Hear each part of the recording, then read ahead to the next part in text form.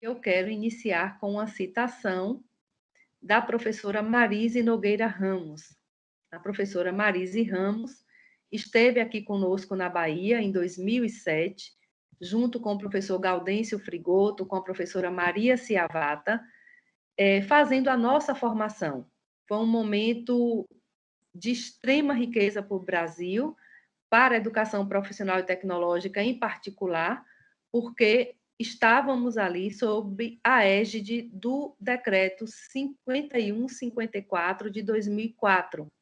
O Brasil avança muito na educação profissional quando, a partir desse decreto, retoma a normativa da LDB de integrar a educação profissional e tecnológica à educação básica. Esse decreto depois se transforma numa lei, a Lei 11.741 de 2008, que altera os artigos 39, 41 e 42 da LDB. Especialmente o artigo 39, que está no capítulo 3, vai dizer expressamente que a educação profissional e tecnológica está em todos os níveis e todas as modalidades educacionais.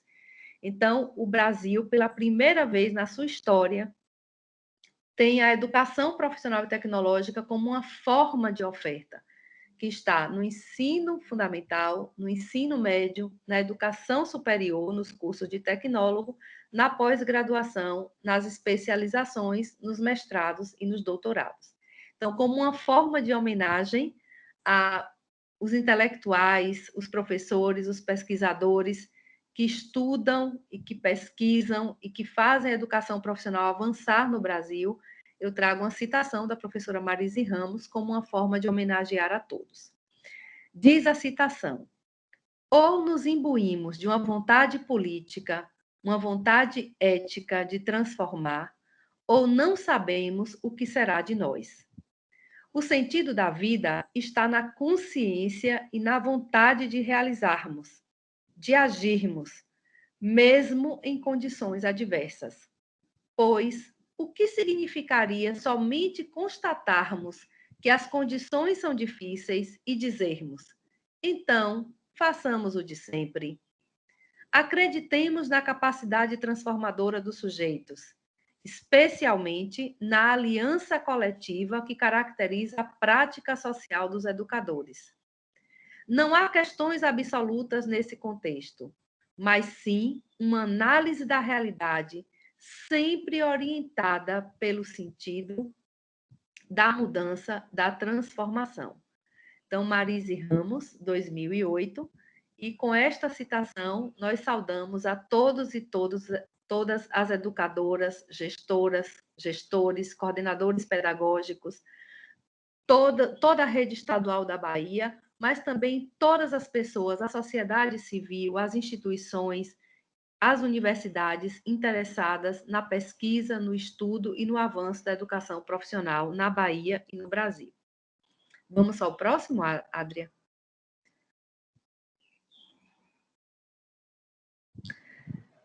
Estamos diante de um novo currículo, de um novo referencial para o ensino médio. Quais são as normativas? Quais são as leis que regem esse novo ensino médio? A Lei 13.415, que trata da reforma do ensino médio, é uma lei de 2017. A Resolução número 3, que atualiza as diretrizes curriculares nacionais para o ensino médio e institui o itinerário da educação técnica e profissional.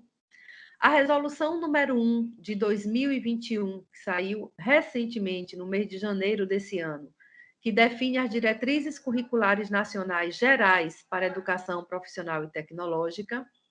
A Portaria 1432 de 2018, referenciais para a elaboração de itinerários formativos e eixos estruturantes, e o novo Catálogo Nacional de Cursos Técnicos, também uma resolução muito recente, do final do ano passado, a resolução número 2, que trata da 4ª edição do Catálogo Nacional de Cursos Técnicos. Vamos ver o próximo, Adria?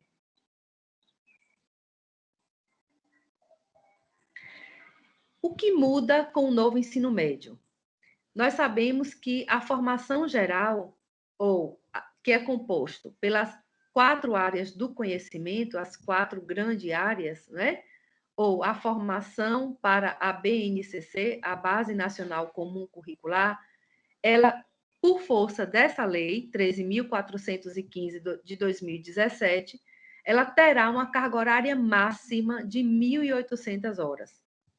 Já a formação técnica e profissional, ela está regida pela nova diretriz nacional geral da educação profissional e tecnológica.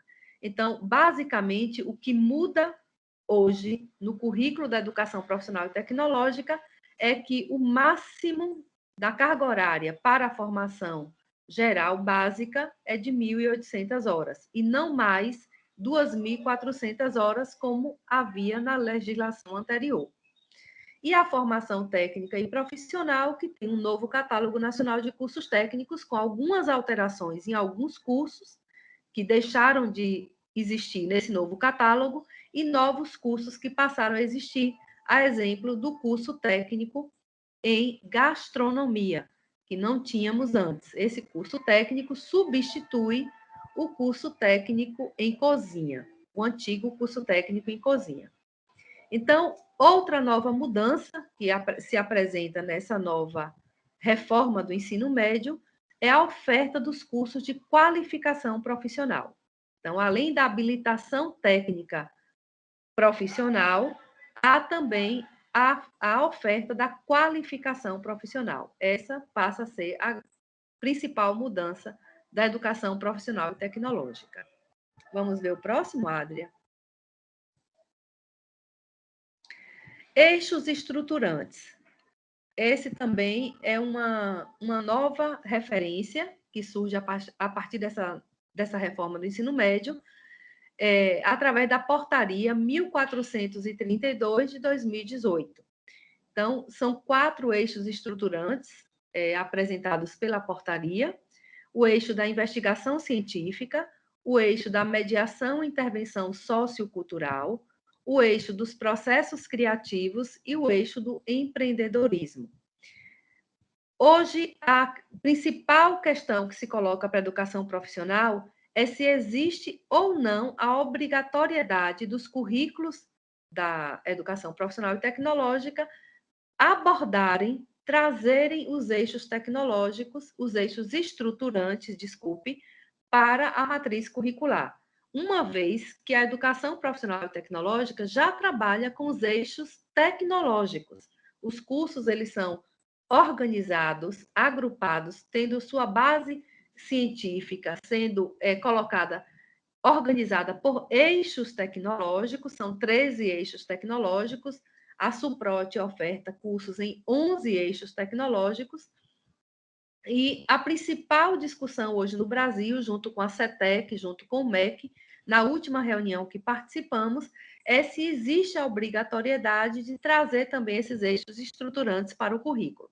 O que nós observamos, né, e presenciamos nesta reunião com a Secretaria da Educação Profissional e Tecnológica do MEC, é que não existe uma obrigatoriedade de transformar esses eixos em componentes curriculares do currículo. Eles podem ser trabalhados em forma de projetos, em forma de temas transversais. Existe um leque de possibilidades para se trabalhar com esses eixos, que não necessariamente transformá-los em componentes curriculares.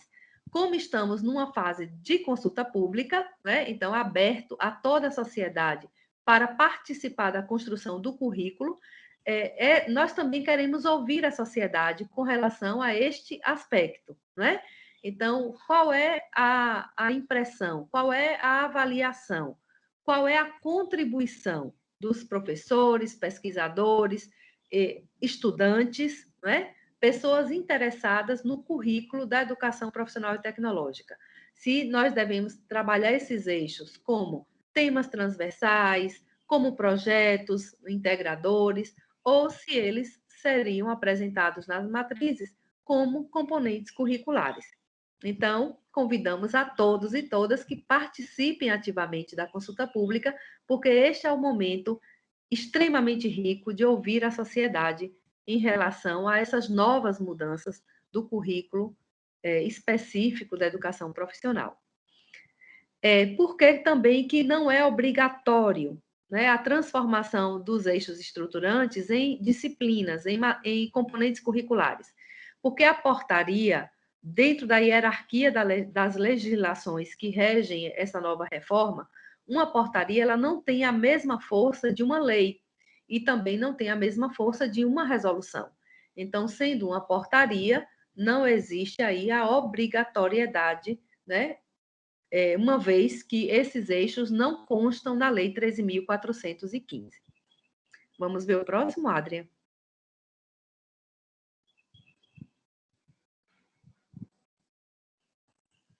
O que muda na educação profissional e tecnológica? Como eu já falei anteriormente, o que muda é que a Base Nacional Comum Curricular, ou seja, os componentes curriculares que serão ofertados das 4 áreas, das grandes áreas do conhecimento, elas deverão ter um máximo de 1.800 horas.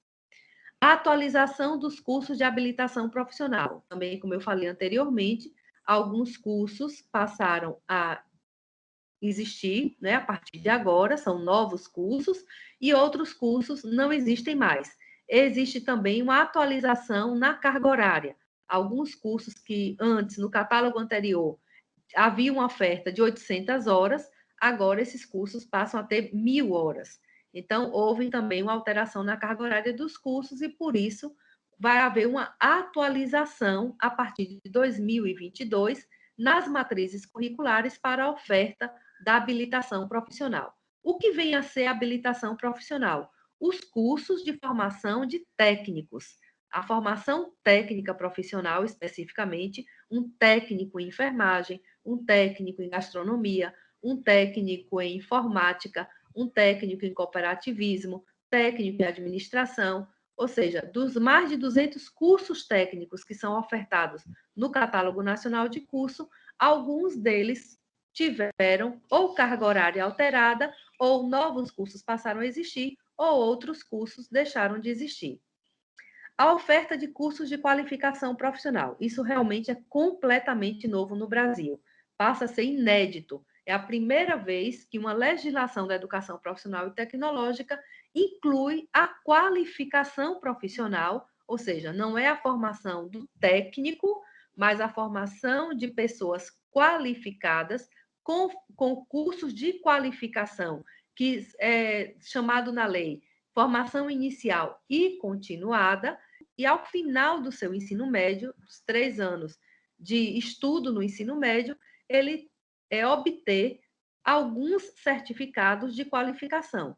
Esses cursos de qualificação, o estudante vai fazer a sua escolha a partir da oferta que for feita no seu município, na escola da educação profissional que tenha no seu município, ou mesmo na sua própria escola de ensino médio, que também ofertará cursos de qualificação profissional. Então, isto realmente é completamente novo.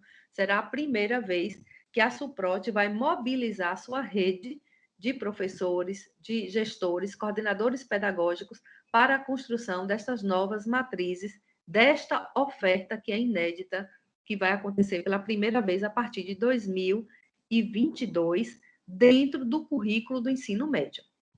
Os cursos de qualificação, eles já são ofertados no Brasil há muitas décadas, há muito tempo. Né? A própria Suprote já oferta cursos de qualificação vinculados aos programas federais, a exemplo do Pronatec, e também cursos próprios, né? Criados pela própria superintendência. Mas dentro do currículo, dentro da matriz do ensino médio, será a primeira vez. Oferta de cursos de aprendizagem profissional. Também isso é uma mudança. Essa nova legislação traz essa possibilidade. A aprendizagem profissional, ela tem uma regulamentação própria. Ela é regida tanto pela Secretaria do Trabalho, que fica no Ministério da Economia, antigo Ministério do Trabalho, né? Essa secretaria pertencia ao Ministério do Trabalho, que já não existe mais, e tem a legislação própria da educação. Então, tem toda uma normativa, toda uma uma forma de oferta desse curso que precisa atender aos pré-requisitos legais. Isto também muda com a nova legislação da educação profissional.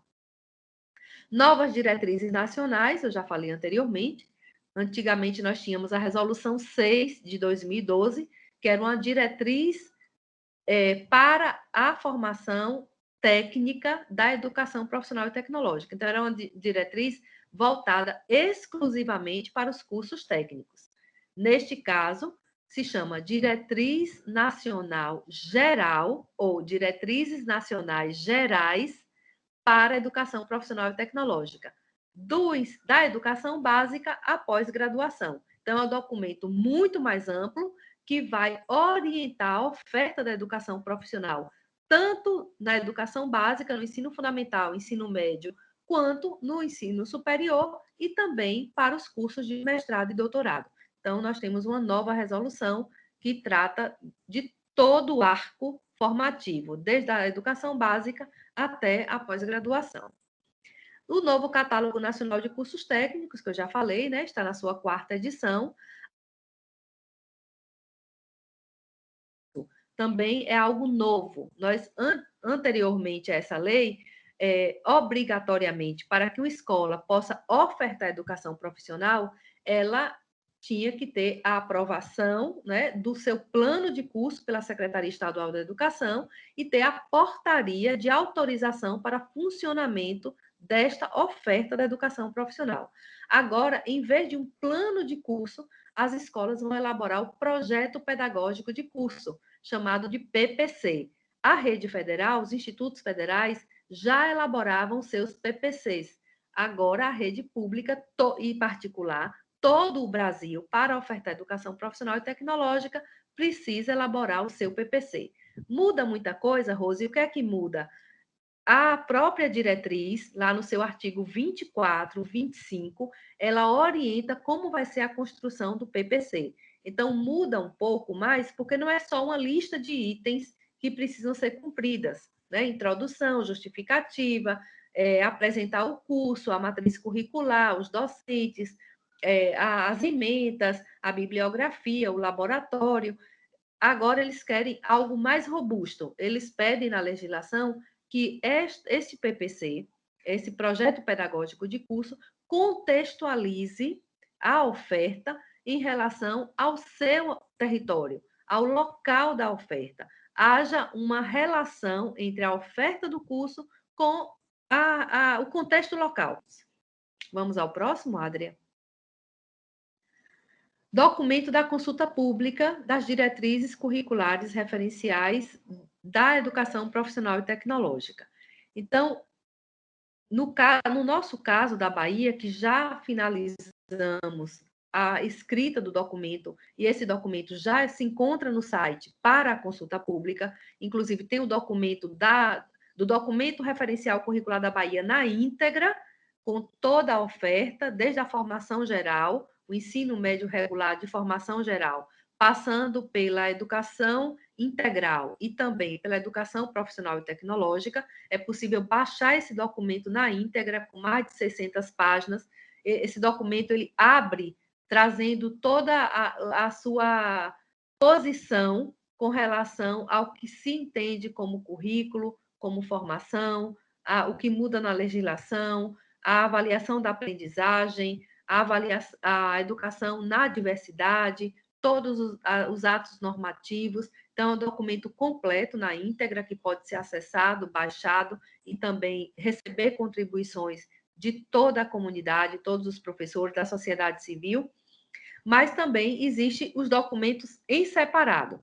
Então, se o professor quiser ler um documento da sua área do conhecimento, que ele atua diretamente, ele tem como baixar o documento específico. É o que acontece com da educação profissional e tecnológica. Então, sendo assim, neste documento da educação profissional, quando cada um tiver acesso ao documento, vai observar que logo no início, quais são as abordagens desse documento? O que é que ele aborda? Ele vai trazer o contexto da política da EPT no Brasil e na Bahia. Então, ele vai fazer um histórico do contexto político que é a educação profissional na Bahia, a partir da criação da Superintendência de Desenvolvimento da Educação Profissional, a antiga SUPROF, que passa em 2017 a se chamar SUPROT, Superintendência da Educação Profissional e Tecnológica. Todo esse contexto, desde a sua criação até os dias atuais, vinculado também, dialogando com a política nacional, está posto nesse item específico. Este item nós também estamos recebendo as contribuições da sociedade, sugestões de mudança, se o texto está adequado, se não está adequado, se a pessoa quer opinar, quer enviar a sua contribuição. Então, aqui convidamos a todos e todas e dizer que vai ser muito valorosa a contribuição de cada educador, cada educadora, cada estudante, cada gestor, cada coordenador pedagógico, da sociedade civil, da universidade, dos pesquisadores. Já recebemos a primeira contribuição ao documento, um aluno chamado Wilson, né? Então, a gente quer muito agradecer a você, Wilson, se você um dia assistir a esse painel, não é? A essa apresentação, você está sendo o nosso homenageado por ter sido o primeiro a colaborar com esse documento, que nos deixou muito feliz, ter sido um estudante que se interessou em ler o documento e já enviar, inclusive, as suas impressões e as suas sugestões de mudança ao documento. Já recebemos também contribuições de professores da rede, já estamos recebendo contribuições de rede de pesquisadores da universidade, que também já apontou a necessidade de uma revisão numa ementa específica que está no currículo. Então, nós estamos aqui já muito felizes com o que temos recebido, mas precisamos de mais mobilização da sociedade, né? Queremos muito que a sociedade participe, que se coloque, se posicione, traga as suas contribuições para que nós possamos, ao final do dia 12 de agosto, quando encerrarmos a fase da consulta pública, aí sim analisar, estudar cada contribuição, cada sugestão que nos chegou e vamos sim incorporar ao texto e fazer as mudanças que são necessárias a partir de tudo que foi relevante, que foi colocado na consulta pública pelas pessoas que dedicaram seu tempo a ler o documento e nos enviar as suas contribuições. Outro item que é abordado no texto é o percurso da Base Nacional Comum Curricular do Ensino Médio. Então, para que alcançássemos esse momento que estamos agora, com a Lei 13.415 de 2017, qual foi o percurso? Tudo começou em 2017, né? Então, nós vamos observar no documento que não foi bem assim. Né? Em 2013, antes do atual Plano Nacional de Educação, quando aconteceram no Brasil todas as conferências municipais e estaduais de educação, culminando com a Conferência Nacional de Educação, e que, a partir dessas conferências, é que há, sim, a elaboração de um novo PNE, de um novo Plano Nacional de Educação, já havia uma grande mobilização da sociedade, já havia, sim, educadores de todos os campos, de todas as ideologias, de todas as lutas, né?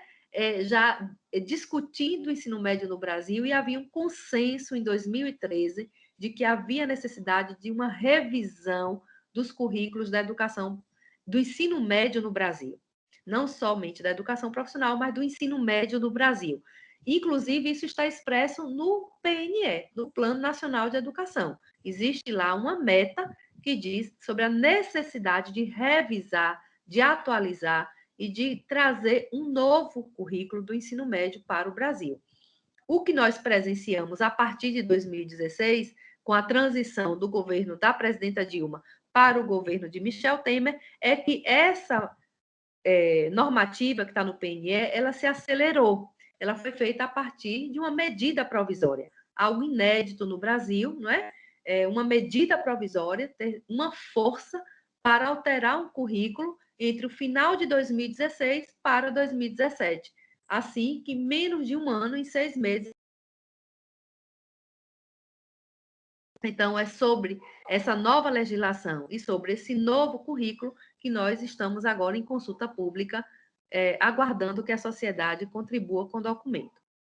Outra abordagem que tem no documento é sobre o projeto político pedagógico de curso. Como eu falei anteriormente, o PPC é algo inédito que aparece pela primeira vez numa diretriz, lá a partir do artigo 24, e nós aqui, na SUPROT, incluímos projeto político pedagógico de curso.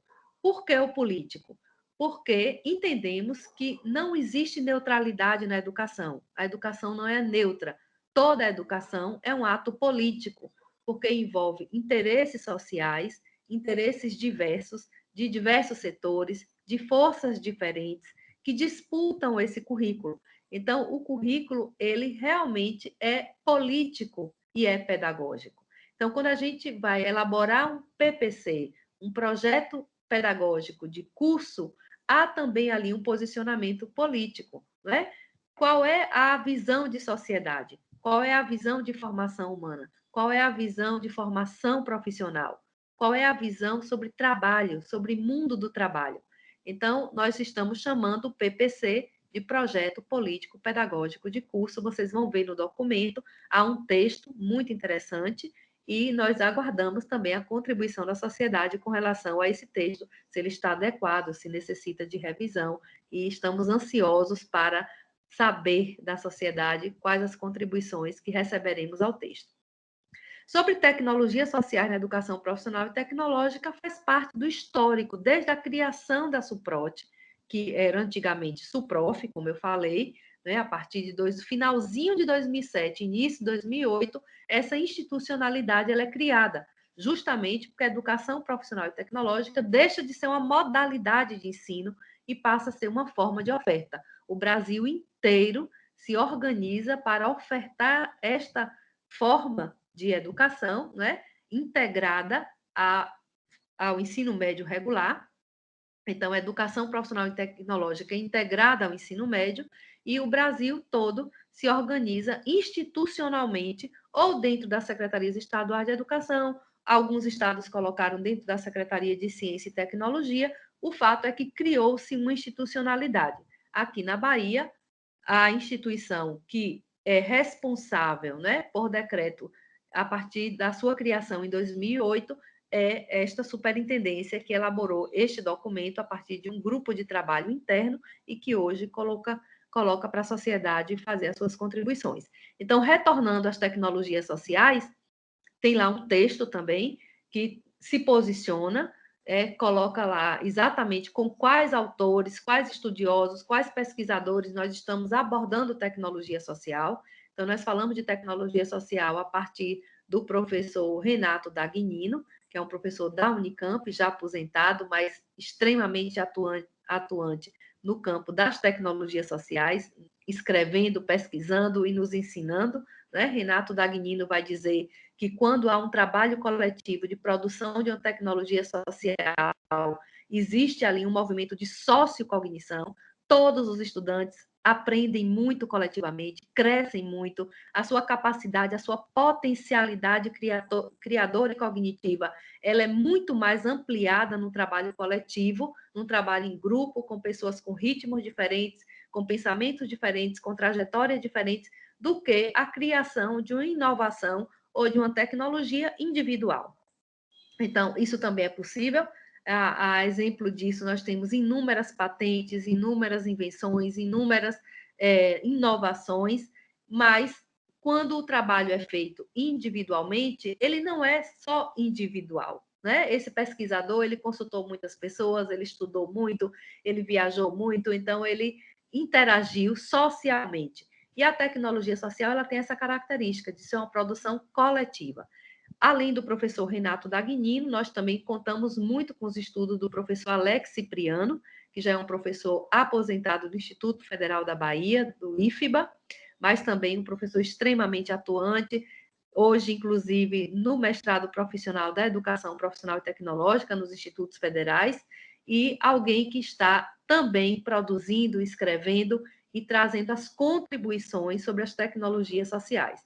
Então, esperamos muito ansiosos que todos possam ler este texto e traga suas contribuições e nos apresente outros autores e nos apresente outros vieses, outras formas de enriquecer e de abordar sobre as tecnologias sociais.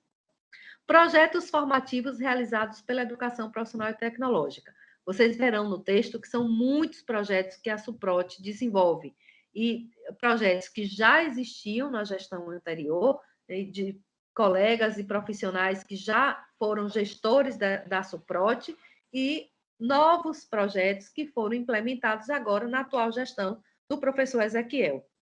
Então, são projetos que se direcionam a grupos de escolas, né? A exemplo da fábrica escola, escritórios criativos, fazenda escola, outros projetos que existem, que vocês vão verificar lá no documento, que eles abarcam um grupo de escolas, não toda a totalidade da rede, mas outros projetos que alcançam a totalidade da rede. Por que alguns projetos se destinam mais a algumas escolas? Porque são projetos muitas vezes vinculados à vocação da produção daquela escola. Então, um projeto chamado Escola Fazenda, ele vai se dedicar mais àquelas escolas da educação profissional que ofertam curso do eixo recursos naturais, né? Que é são os cursos que vão mexer com agronomia, agroecologia, agricultura, agropecuária e outras formas de lidar com essa relação com o campo. Então, aguardamos também as contribuições, uma parte do documento também muito belíssimo, porque muito bem escrito pelos colegas que entendem muito de cada projeto desse, se dedica desde a concepção do projeto até a sua materialização, a avaliação do projeto, a efetividade do projeto. Então, contamos muito com a colaboração da sociedade quanto a este item, projetos formativos. Formas de oferta da educação profissional técnica de nível médio.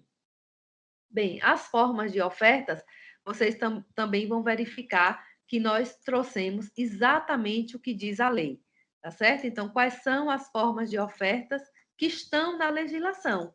E aí nós vamos justamente trazer para dentro do documento curricular da educação profissional as mesmas formas de ofertas.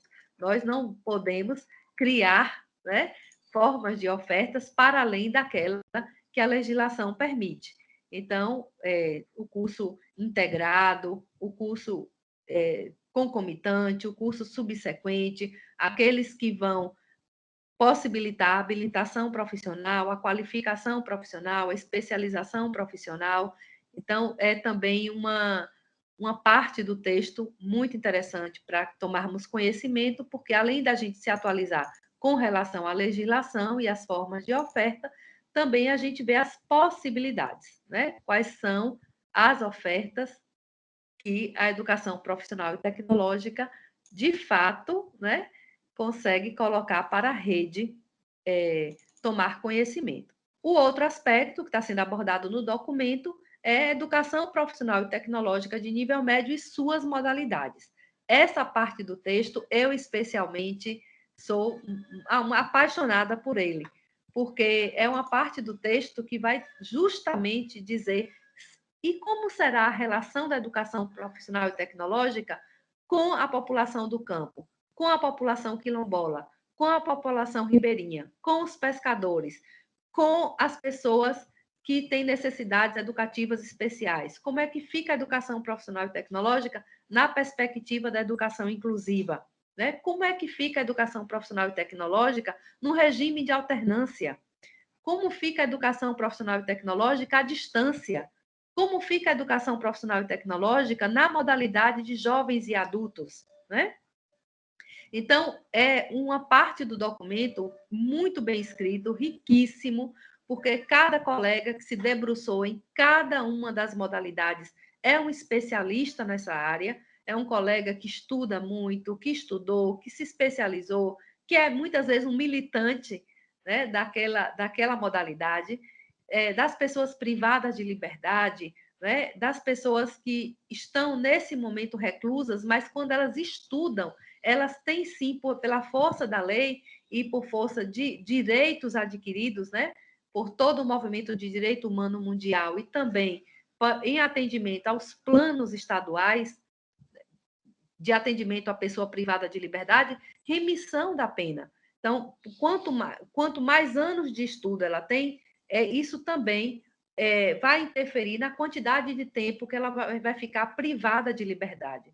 Então, são especificações, modalidades que a gente realmente espera muito que a sociedade leia cada texto desse e contribua conosco, e enxergue aquilo que nós não estamos conseguindo enxergar ainda no texto, que deixamos passar, que passou sem a nossa observação mais fina. Temos também uma parte do texto que fala da educação profissional e tecnológica na perspectiva da educação para a diversidade, né? Então, é um convite mesmo, assim, de clamor que eu faço para que a sociedade contribua conosco, enriqueça o texto e traga ainda mais elementos que não vimos. Nessa parte das modalidades, para finalizar, nós temos a educação profissional e tecnológica integrada de tempo integral. Então, também é uma forma de oferta da educação profissional que está ativa, que as pessoas, os estudantes, né, têm acesso a esta matrícula e têm acesso a esta forma de oferta. Vamos ver o próximo, Adria?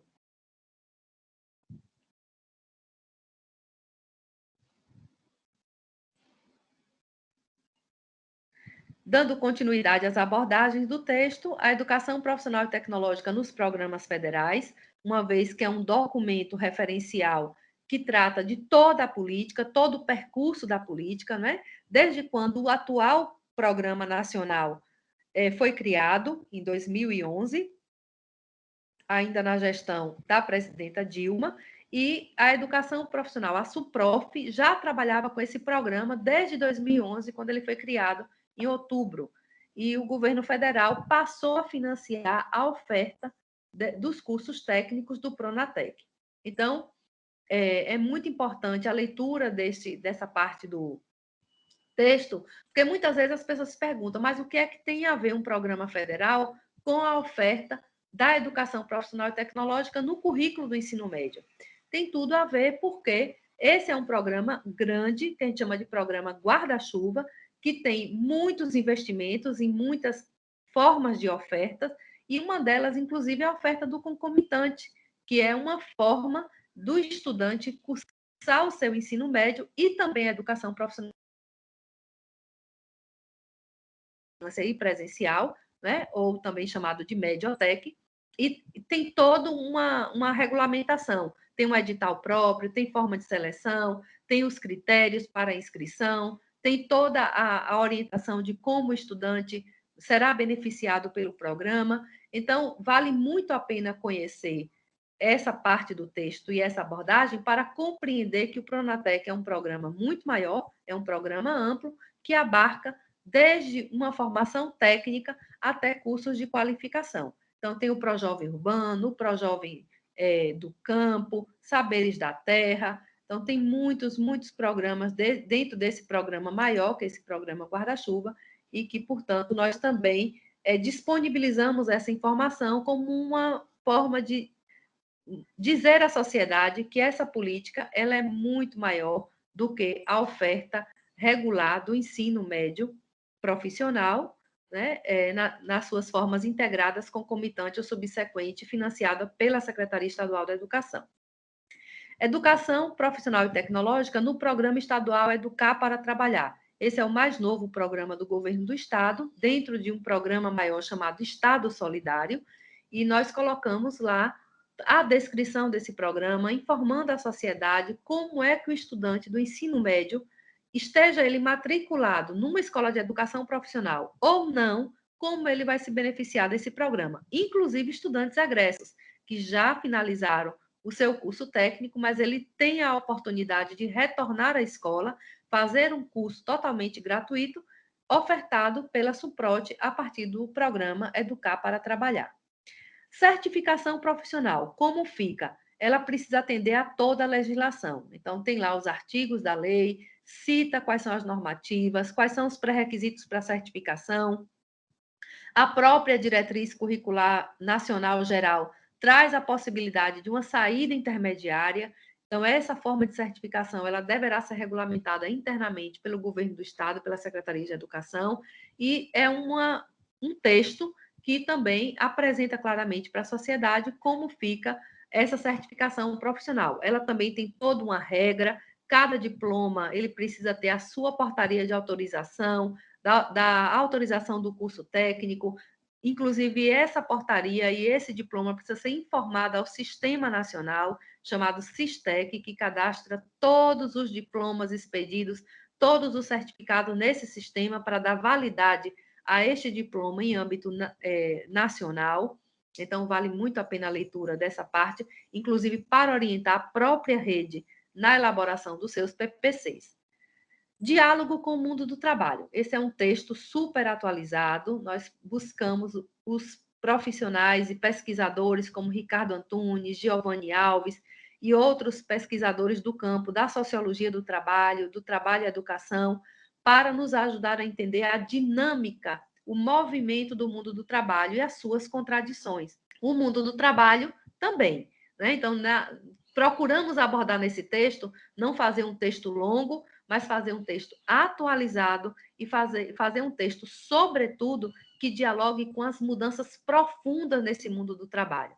Do que Ricardo Antunes tem chamado, aliás, desculpe, o professor Márcio Postman, que é um economista, professor, pesquisador da Unicamp e alguém que estuda muito e nos ajuda a entender as transformações do mundo do trabalho, ele tem chamado da indústria dos serviços, né? Hoje, o trabalho no Brasil, ele é um trabalho por plataformas digitais, ou um trabalho de plataformização. Não só ele fala sobre isso, o próprio Ricardo Antunes também, Giovanni Alves. Então, entender que novo mundo do trabalho é esse, né? Quais são os elementos que estão nesse mundo do trabalho? O que é que muda nesse mundo do trabalho? Como fica a minha relação como trabalhador atuando através de aplicativos, de celulares, né? De plataformas digitais, tanto para prestar serviços a restaurantes de entrega de mercadorias, até mesmo para que a gente compre, né, adquira qualquer produto pela internet. É necessário que essa indústria da plataformização ela crie as condições.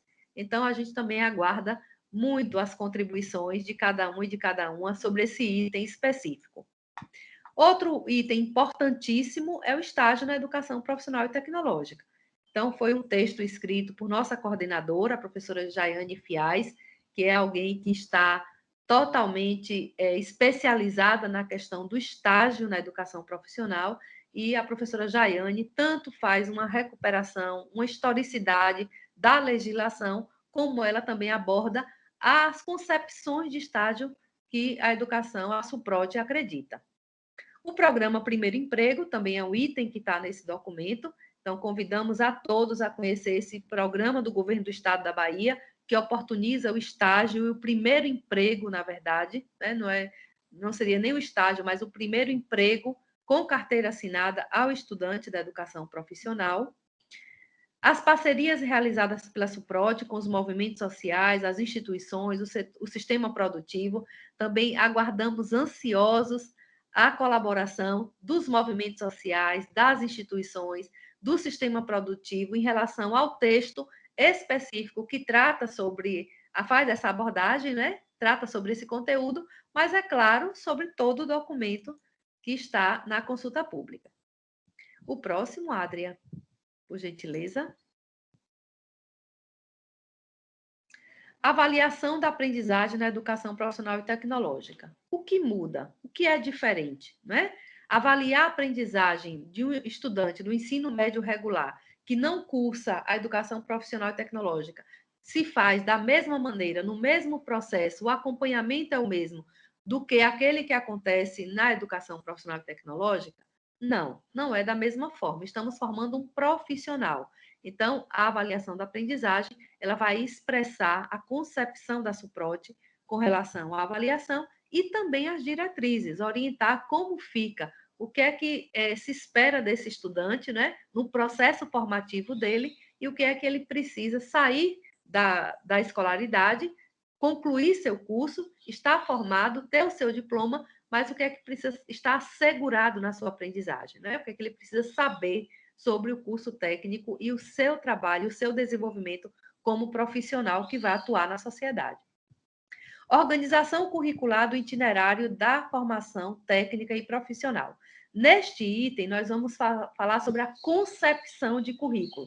Nós vamos nos posicionar, nós vamos dizer claramente com quais autores nós estamos trabalhando, nós estamos dialogando, o que é que entendemos sobre currículo. Uma coisa é certa que nós entendemos sobre currículo. Currículo não é tudo que acontece na escola. Currículo são, de acordo com o professor Demerval Saviani, e que nos ajuda muito a entender, né, a complexidade do currículo, são as atividades nucleares, as atividades essenciais, as atividades que são fundantes na formação nossa, né, do ser humano, na formação do estudante. E o professor Saviani também vai dizer que dentro da escola acontecem atividades extracurriculares. Então, existem muitos outros eventos, muitas feiras, muitas mostras, muita gincana, muito trabalho de mostra científica, comemorativas, né? Muitas datas comemorativas, que são atividades extracurriculares. E elas, qual a importância delas na formação desse estudante? Tem toda a importância, porque é justamente o entrelaçamento, né? A unidade entre atividades curriculares e extracurriculares que vão compor esse currículo, dar unidade, entrelaçar esse currículo e enriquecer essa formação. Então, ele vai dizer que as atividades extracurriculares, quando elas são atividades que vão enriquecer a formação, são atividades relevantes para essa formação, elas são muito bem-vindas na escola, necessitam ser estimuladas e planejadas, fazerem parte do PPP da escola, justamente para oportunizar o estudante, para além do estudo de uma matriz curricular, com as ações, né, com as atividades, a formação mesmo, daquelas atividades nucleares que são desenvolvidas pela escola para cumprir suas funções educativas, elas também, as extracurriculares, que, embora sejam secundárias, não sejam essenciais, né? Mas que elas enriquecem muito as atividades curriculares. Então, como diz o professor Saviani, currículo não é tudo, né? Currículo é um conjunto de atividades curriculares e extracurriculares. A professora também Elizabeth Macedo, que é uma professora, pesquisadora, estudiosa do campo do currículo no Brasil, também nos ajuda a entender a relação entre currículo, formação humana e cultura, né? Currículo faz parte da cultura de um país. Então, o que se ensina na escola, além dos conhecimentos universais, que o mundo inteiro também estuda, também estudamos e também ensinamos a cultura do país, né? A cultura local. Então, existe uma cultura universal, uma cultura também específica, particular, local, que está dentro do currículo e faz parte da formação. Arquiteturas curriculares da formação profissional. Essa parte do texto é totalmente nova, inclusive o próprio nome, né? O item chamado Arquiteturas Curriculares aparece pela primeira vez nessa nova legislação. Então, é a partir da Lei 13.415, das resoluções de 2018, que passa a se chamar Arquiteturas Curriculares. Nós fizemos essa transposição, trouxemos para o texto, justamente porque está na lei, né? Tem essa força da lei, então nós contextualizamos de onde foi que encontramos esse nome, né? Essa concepção de arquitetura, e dali nós vamos colocar quais são as ofertas, né? Cursos de qualificação, cursos de especialização, habilitação profissional, aperfeiçoamento, o próprio Pronatec, fazem parte dessas arquiteturas. E nós também tivemos a liberdade de extrapolar, de transgredir esse termo arquitetura e chamar de caminhos formativos da educação profissional e tecnológica. Então, é uma parte do texto também muito bem escrita, com muito cuidado, com muito posicionamento, né? E com a intencionalidade de explicar o que nós estamos chamando por caminhos formativos. Vamos ver o próximo, Adria? Então, dando continuidade a essa questão das arquiteturas curriculares, eu até já me antecipei um pouquinho no slide anterior, né? quando vocês lerem o texto, vocês vão verificar que lá está tratando de curso de especialização. Aí podem me perguntar, mas Rose, isso tem a ver com aquele curso de especialização que a gente faz na pós-graduação? No caso do ensino médio, não. Porque o curso de especialização da pós-graduação, a gente só vai poder fazer quando a gente conclui uma graduação na universidade. Esse aqui são cursos de especialização com, no mínimo, 25% da carga horária do curso técnico, que está lá no catálogo nacional. Então, tem lá um curso técnico de 800 horas. A Suprote poderá oferecer um curso de qualificação com 25% desta carga horária das 800 horas, ou seja, um curso com 200 horas, que vai aperfeiçoar, que vai especializar o técnico em uma determinada área, um determinado aspecto do seu curso técnico. Então, especialização nessa nova lei, nas diretrizes curriculares, eles explicam lá no artigo 19 e também no artigo 26. O que é que significa? Depois que eu já estou formada, tenho uma graduação universitária, eu também posso fazer uma especialização na educação profissional e tecnológica? Sim. Pode haver uma especialização, como existem no Brasil, né? Existem muitas oportunidades de fazer especialização na educação profissional e tecnológica depois que eu me formei no nível superior. Não é o caso aqui dos currículos do ensino médio. São cursos menores, com carga horária menor, cursos de aperfeiçoamento, que a lei chama de especialização. Por isso que, muitas vezes, a gente tende a achar que são cursos de pós-graduação. Aperfeiçoamento profissional técnico e atualização profissional. Quanto a essa forma de oferta, nós nos baseamos no atual decreto 20.401 de 2021, que institui o programa Educar para Trabalhar. Então, é neste decreto que aparece ali a oferta de cursos visando o aperfeiçoamento profissional ou a atualização profissional. Nós trouxemos essa forma de oferta também para o currículo da educação profissional e tecnológica. E também, para finalizar esse slide, a gente passar para o próximo, cursos de qualificação do Pronatec, que eu já falei anteriormente, é um programa federal e aparece aqui na Suprote também como uma forma de oferta. Vamos ver o próximo, Adria? Aí tem os caminhos formativos, né, que eu falei que a Suprote traz para o seu texto essa concepção de itinerário como caminhos formativos, não como arquitetura, né, mas como caminhos, como possibilidade de escolha, de criação, de decisões dos estudantes a partir daquilo que é ofertado no seu território, no seu município, as possibilidades que existem. Os eixos estruturantes, que eu já falei anteriormente, né? Existem os eixos estruturantes com os quais a superintendência já trabalhava desde a sua criação. Então, existem alguns eixos que não são exatamente, não coincidem com esses novos eixos estruturantes da lei.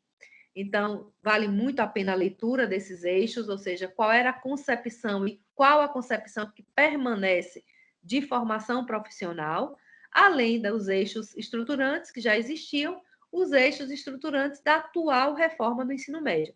Nós colocamos porque ela está na nova lei, mas, como eu já expliquei anteriormente, não existe uma obrigatoriedade. E aí, no finalzinho, nós temos os organizadores curriculares dos caminhos formativos dos cursos da educação profissional e tecnológica.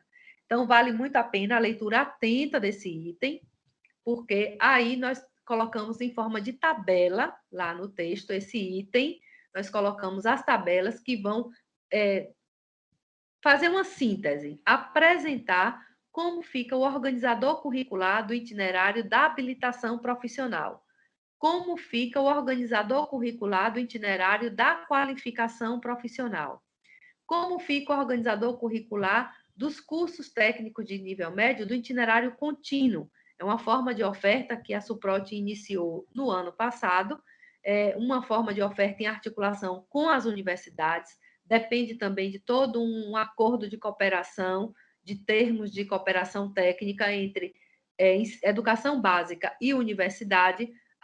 Começou com o projeto piloto, a tendência a essa oferta se fortalecer e tem a ver com a saída do estudante do ensino médio da educação profissional e tecnológica e se encaminhar para o ensino superior para cursar um curso, uma formação de nível superior, num curso de tecnólogo.